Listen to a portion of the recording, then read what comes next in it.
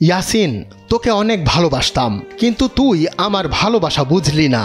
তুই ভালো থাকিস আর আমার পরিবারও ভালো থাকুক। এমনই এক চিরকুট লিখে দুনিয়া থেকে বিদায় নিয়েছে মিনারা আক্তার মিনু নামের 10ম শ্রেণীর এক ছাত্রী।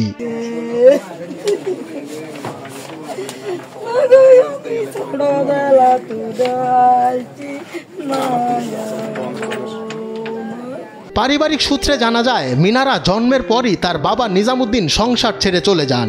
এরপর থেকে তার মা চট্টগ্রামে গার্মেন্টসে চাকরি করে সংসার চালাতেন। মিনু তার ছোট ভাই হৃদয়ের সঙ্গে নানা বাড়িতেই থাকতেন। জানা যায়, দুপুরে খাওয়ার পর মিনু নিজের ঘরে বিশ্রাম নিতে যায়। অনেক ডাকাডাকির পরও দরজা না খোলায় মিনুর ছোট ভাই সিলিং দিয়ে ঘরে ঢোকে।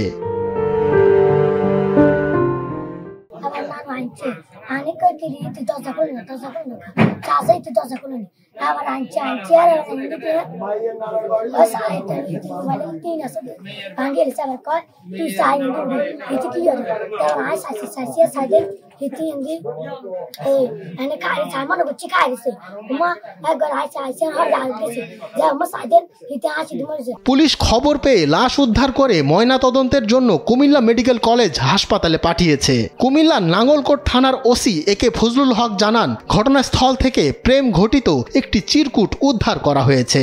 এ বিষয়ে তদন্ত চলছে। বুধবার বিকেল 5:30টার দিকে উপজেলার জোড্ডা পূর্ব ইউনিয়নের ভবানীপুর উত্তরপাড়া এলাকার এক বাড়িতে এই ঘটনা ঘটে। মঞ্জুর এ মাওলা, সময়ের আলো।